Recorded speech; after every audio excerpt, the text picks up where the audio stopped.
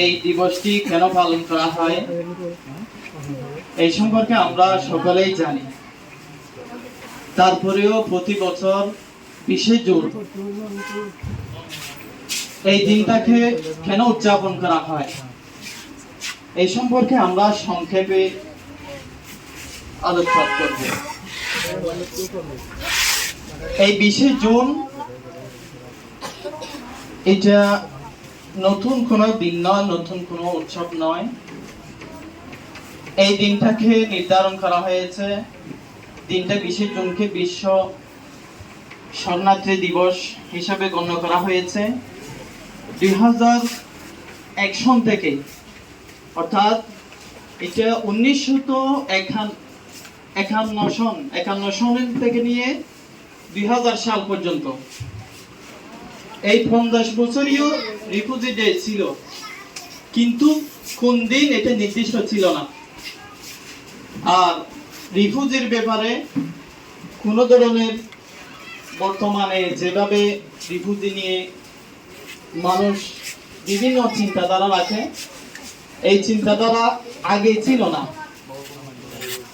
তো 20শে জুন এটা নির্ধারণ করেছেন 2000 সালের পরে। 2000 সালে এই আইন পাস হয়েছে, এরপর থেকে প্রতি বছরই 20শে জুন এটা পালন করা হয়। এর আগে 51 সাল থেকে নিয়ে 2000 সাল পর্যন্ত 50 বছর পূর্তি উদযাপন করে এরপর থেকে 20শে জুন নির্ধারণ করা হয়। এর আগে নাম ছিল ভিন্ন, রিফিউজির মাধ্যমে তাদের নাম ছিল, এরপর থেকে আন্তর্জাতিক নাম হয়েছে পরবর্তীতে। আর রিফিউজি সম্পর্কে আমরা যতটুকু জানি, রিফিউজি এটা শুধু এই যুগের নয়, হযরত ইব্রাহিম আলাইহিস সালামের যুগ থেকে নিয়ে রিফিউজি হতে হয়েছে, অর্থাৎ ওই যুগ থেকে নিয়ে শরণার্থী ছিল। শরণার্থী বলতে আমরা কি বুঝি? আমরা যে নিজ জায়গা হারা এবং স্থান ছাড়ার ঘর বাড়ি কিছু নাই, যাদের পায়ের নিচে কোনো মাটি নাই, তাদেরকে বলা হয় রিফিউজি। তো আমরা যে স্থানে বসবাস করছি ওই স্থান আমাদের নয়, সবকিছু তো আল্লাহর। তারপরও আল্লাহ পাকে যে স্থানগুলো দিয়েছেন তার মধ্যে কিছু কিছু মানুষদেরকে নির্ধারণ করে কিছু কিছু স্থান নির্ধারণ করে দিয়েছেন, তার মধ্যে এই স্থানটি আমাদের নয়। আমরা অতিথি হিসেবে আছি, শরণার্থী হিসেবে আছি। এই শরণার্থী থাকা এটা আমাদের হৃদয়কে বেদনাদায়ক করে, অর্থাৎ দুঃখ জাগায়। সেই হিসাবে আমাদের সব সময় আশা আকাঙ্ক্ষা থাকে আমরা কোন সময় আমাদের নিজ স্থানে যেতে পারবো এবং নিজ স্থান আমরা পেয়ে স্বাধীনভাবে চলাফেরা করতে পারবো, এই আশা আকাঙ্ক্ষা আমাদের মনে সব সময় থাকে। তদ্রূপ হযরত ইব্রাহিম আলাইহিস সালামের যুগেও ইরাকে ইব্রাহিম আলাইহিস সালামের জন্ম, নিজ স্থান ইরাক, কিন্তু ওই সময় জালেম বাদশার কারণে নিজ স্থান থাকতে পারে নাই, সিরিয়ায় চলে যেতে হয়েছে, নিজ স্থান ত্যাগ করতে হয়েছে, অর্থাৎ হিজরত করে অন্য জায়গায় চলে যেতে হয়েছে, শরণার্থী হিসেবে সেখানে থাকতে হয়েছে। তদ্রুপ মুসা আলাইহিস সালামেরও একই ঘটনা। এবং অনুরূপভাবে আরো দেখেন, আমাদের শেষ নবী হযরত মুহাম্মদ সাল্লাল্লাহু আলাইহি ওয়াসাল্লাম নিজ মাতৃভূমি মক্কা ছেড়ে মদিনায় গমন করতে হয়েছে, বাধ্য হয়েছে ওখানে চলে যেতে। কেন?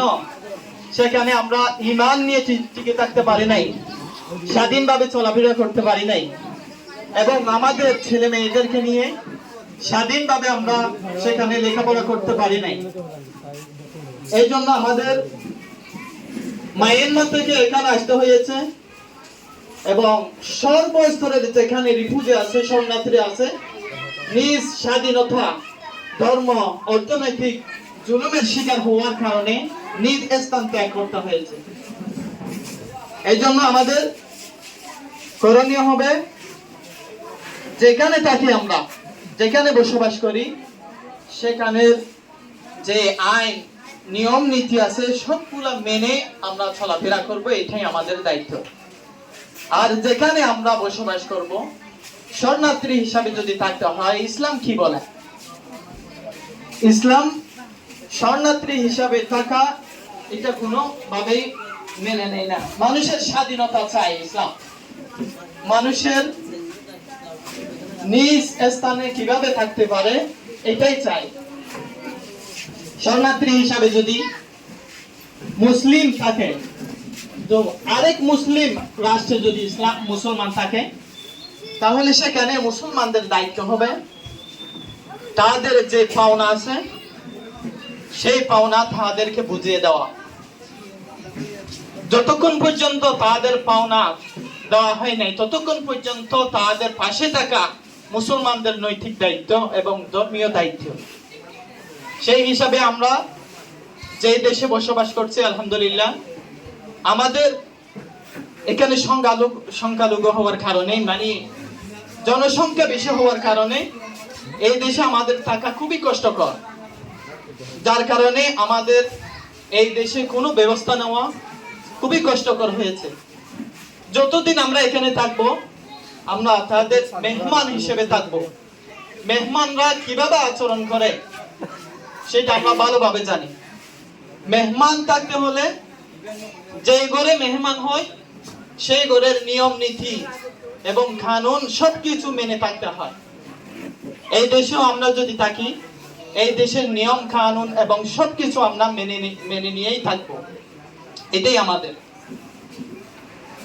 তো যেহেতু ইসলাম শরণার্থী এবং রিফিউজি হিসাবে থাকা এটা কোনোভাবেই মেনে নিতে চায় না, অর্থাৎ শরণার্থী হিসেবে থাকা এটা আমরাও চাই না, ইসলামও চায় না। আমাদেরও মাতৃভূমি চাই এবং আমাদের স্বাধীনতা চাই, সকলেই চাই। এই মনের আশা আকাঙ্ক্ষা সবার মনে থাকে। এই জন্য আমরা যতদিন পর্যন্ত আমরা নিজ স্থান বা আমাদের স্বাধীনতা, আমাদের ধর্ম নিয়ে স্বাধীনভাবে থাকতে পারবো না, ততদিন পর্যন্ত আমাদের মনে এই দুঃখটি নিহিত থাকবে, সব সময় থাকবে। এই জন্য আমরা এই দিনটাকে কেন উদযাপন করি? এই দিনটাকে আমরা বেদনাদায়ক হিসাবে উদযাপন করি। অর্থাৎ রিফিউজি হিসাবে যারা থাকে, শুধুমাত্র এই দেশে নয়, বিভিন্ন দেশে প্রায় বর্তমান যুগে প্রায় 9 কোটি প্লাস রিফিউজি আছে। আমাদের এখানে তো বাংলাদেশে মিয়ানমারের রিফিউজি আছে মাত্র 10 থেকে 12 লাখ পর্যন্ত, কিন্তু অন্যান্য দেশে আরো বেশি আছে। আফ্রিকান রিফিউজি বেশি। কিন্তু তারা কিভাবে চলাফেরা করে? তারা নিজ স্থান যেখানে থাকে ওখানে স্বাধীনভাবে চলাফেরা করে। এই স্বাধীনভাবে চলাফেরা করা এটাই শুধু আমাদের পাওনা নয়, আমাদের নিজ স্থান যেটা আছে আমাদের মাতৃভূমি, মাতৃভূমির কথা আমাদের সব সময় নিঃশ্বাসে নিঃশ্বাসে থাকা আমাদের খুবই প্রয়োজন। এই জন্য আমরা সব সময় দোয়া করব যাতে আমরা ধর্ম নিয়ে, পরিবার নিয়ে, সমাজ গঠন করে ভালোভাবে থাকতে পারি। আল্লাহ তাআলা যাতে আমাদের নিজ স্থান ফিরিয়ে দেয়, এই আশা আকাঙ্ক্ষা সবসময় করব।